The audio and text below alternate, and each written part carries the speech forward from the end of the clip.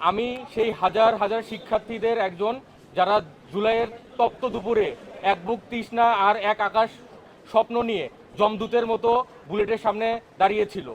জুলাইয়ের সেই দিনগুলো যখন মরণপর লড়াই চলছিল, তখন ঢাকার রাজপথের নিয়ন্ত্রণ একমাত্র বেসরকারি বিশ্ববিদ্যালয়ের হাতে ছিল।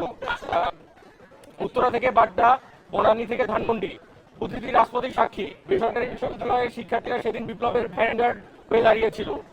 আমাদের গায়ের চামড়া রোদে পুড়েছে, কিন্তু দেশের জন্য আমাদের বিবেক পড়েনি। অনেকে ভেবেছিলেন বেসরকারি বিশ্ববিদ্যালয়ের শিক্ষার্থীরা এসি রুমে বসে গেম খেলে, কিন্তু আমরা দেখিয়েছি দেশের প্রয়োজনে এসি রুম ছেড়ে টিয়ার গ্যাসের ধোঁয়ায় আমরা শ্বাস নিতে জানি। আজ আক্ষেপের সাথে বলতে হয়, আমরা একটি বৈষম্যহীন রাষ্ট্রের জন্য লড়াই করেছি, কিন্তু আমাদের প্ল্যাটফর্মের ভিতরেই আজ চরম বৈষম্য মাথাচাড়া দিয়ে উঠেছে। বিপ্লব হয়েছে রাজপথে, আর কমিটি হয়েছে ড্রয়িং রুমে। এই সংস্কৃতি বন্ধ করতে হবে। জুলাই বিপ্লব কোনো সোল প্রোপাইটার বা একক মালিক নেই। এই বিপ্লবের মানুষ, এই বিপ্লবের মালিক দেশের 18 কোটি মানুষ।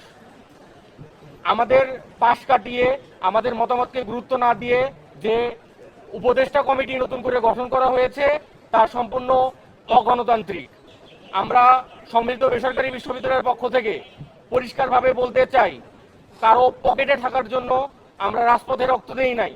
যারা ভেবেছেন আমাদের ত্যাগকে পুঁজি করে নিজেদের আখের গুছিয়ে নেবেন, তাদের মনে রাখা উচিত রাজপথ এখনো আমাদের চেনা।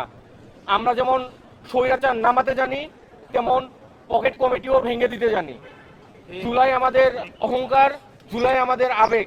এই আবেগকে যারা সস্তা পদ পদবীর গুটিতে পরিণত করেছেন, ছাত্র সমাজ তাদের ক্ষমা করবে না।